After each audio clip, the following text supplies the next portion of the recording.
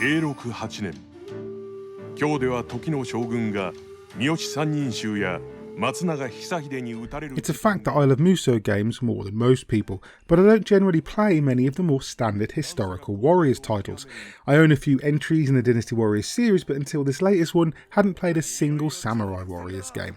When there are Musou games based on Zelda and One Piece, it just didn't seem necessary to play through the Sengoku era battles. But if Samurai Warriors 5 is anything to go by, I've been missing out. The game centres around Nobunaga Oda and his quest to reform Japan.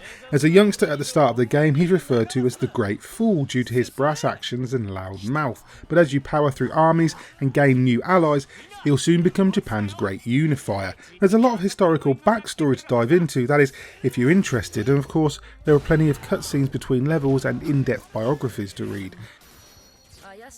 The real focus of Samurai Warriors 5 though is the Musou combat. Each level sees you facing down an army of enemies. It's not unusual to finish a mission with over 1,000 defeated. As ever, it's really satisfying to send dozens of men flying with each powerful attack. Most of these basic foes won't really stand a chance of landing a hit on you, but it won't take long for you to bump into an enemy commander who requires more than just bashing the attack button. As is traditional, there are basic attacks you can chain together. There are also strong attacks you can unleash at the end of a combo for massive damage. You also have a dash move you can begin a combo with for even longer swinging sprees, and your superpowered Musou attack for when your meter is full. Ultimate skills make a return from One Piece Pirate Warriors 4. This provides some nice variety as you cleave through platoons. You can equip 4 of these abilities at any time, and they are useful in a variety of situations. There are powerful attacks that deal extra damage to certain enemy types, buffs, and even a skill that fills up the Musou meter. These skills are all on cooldowns, so it's worth using them as soon as they become available. And you'll need them too if you want to beat back an entire enemy army. Each stage sees you faced with a huge battlefield full of enemies and plenty of main and side objectives to complete. Sometimes you'll need to defend a specific area or character, otherwise you'll need to defeat a set amount of enemies with a certain special attack, and sometimes you'll just need to take down a tough enemy or two. The variety in these tasks really helps keep things interesting, and each individual level can have over 10 of these to accomplish. There are dozens of stages to play through in the main campaign Musou mode. They are both optional and compulsory stages to progress. The story of Nobunaga Oda is the main event, but there's also an entire separate campaign from the perspective of Mitsuhide Akechi. Apologies for saying that completely wrong. This rival turned ally and historically assassin of Nobunaga is much more straight-laced and respectful than our hero, and it's fun to play as him too. When you aren't following these two samurai, there are also side stories to try that usually force you to play as specific other characters. Samurai Warriors 5 has a roster of 27 to unlock as you play through the game. Each one has their own strengths, weaknesses and unique attacks. I really enjoyed discovering who clicked most with my playstyle and testing out which weapon I preferred to wield.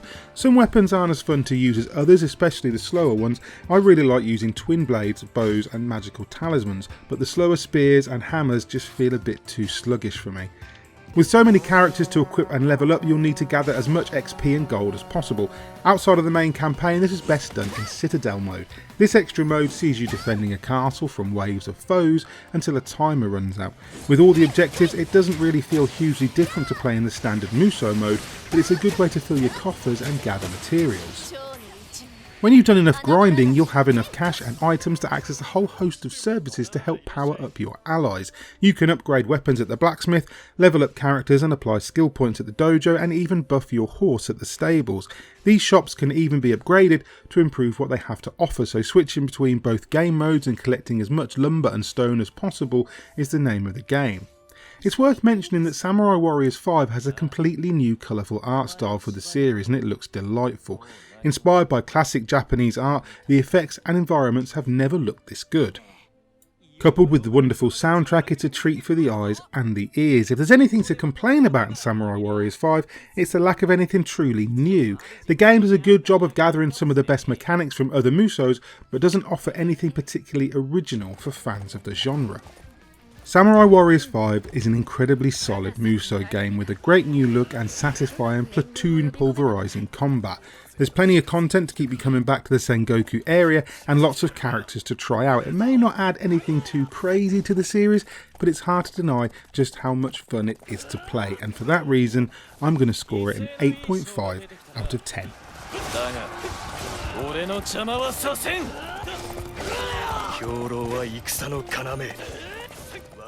Hi there, Mick Fraser here. Hope you enjoyed Lyle Carr's review of Samurai Warriors 5. If you did, please consider hitting like and subscribe, maybe tag that bell icon too, so you're kept up to date with all the reviews, previews, news, views and what have you that we post on a given day. And if you want to support us via Patreon, you can go ahead and do that. We really support everything that you guys do for us. In the meantime, I've been Mick Fraser for God is a Geek. That was Lyle Carr's review of Samurai Warriors 5, and you guys have been lovely. Bye.